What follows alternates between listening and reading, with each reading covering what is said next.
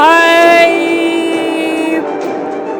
Yeah, that's basically Attack on Titan in a nutshell. Hey guys, I'm your host, Random Guy 12345, and today I'm back with another fan theory.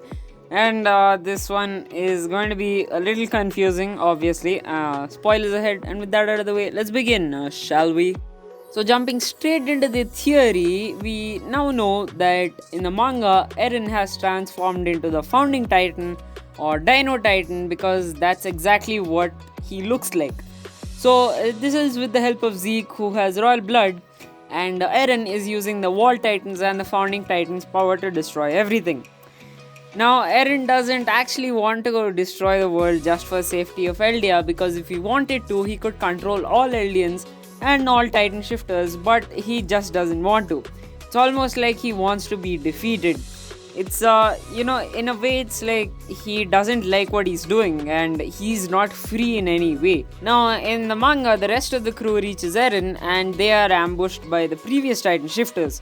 He defeats all of them, Eren defeats all of them along with the help of the previously summoned Titans and eats the rest of the Titan shifters, which effectively gives him 8 Titan abilities. Now, keep in mind, these Titans don't have a will of their own, they're just copies of the previous users, and obviously, they can't act on their own. After he uses the power of the Titans, he defeats Zeke as well and eats him, giving him all 9 Titan abilities. And because of this, the rumbling stops momentarily because Eren isn't of royal blood, and you need royal blood to properly use the founding Titan's power. After that, Eren gets summoned to the place of the paths along with 1040 Titan shifters. If you're asking why, that's because ever since the dawn of the Titan shifters, there should have been 1040 Titan shifters, considering all of them lived till the end of the Curse of Ymir, which is 13 years. So, as I mentioned before, these guys didn't have a will of their own, and now they want to completely stop what Eren is doing, the rumbling, because there's a good chance that Eren can control Titans without the help of royal blood, which was a restriction because of the whole founding Titan thingy, because now he has all Titan abilities, making him really overpowered.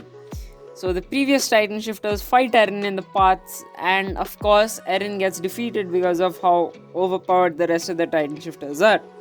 Now, because of this defeat, Eren goes into limbo or in a coma or just stays there. He doesn't think. He just thinks that, okay, you know what? I messed up. I can't do anything right now, and he just doesn't use the rest of the Titan shifter abilities. So this is where stuff gets a little confusing. Remember when Eren and Grisha and Zeke were Titans? They all had pointy ears, and the Earth Devil had pointy ears. Yeah, Eren might be the Earth Devil, and Marley's version of history would be right, though not immediately. So basically, what they predicted about Eldia's, origin was partly true because of what happened in the future. Now, this is because all Titans have shared memories, and Eren would actually have all Titan abilities. So, a Titan shifter of any kind in the past must have seen Eren being the Earth Devil, or at least looking like it, and use the ability to convey what Eldian's ultimate fate actually was. Now, you might be asking, if Eren was the Earth Devil in the future, why would there be a girl who inherited his powers? The answer to that ties into another theory. Now, Historia is pregnant, and my guess is that she's, going to give birth to a girl who she will name Ymir after her dead friend Ymir. This girl, who is pure of heart and mind, will end up confronting Eren, who at this point has become the devil himself. Seeing her will bring Eren one final moment of sanity.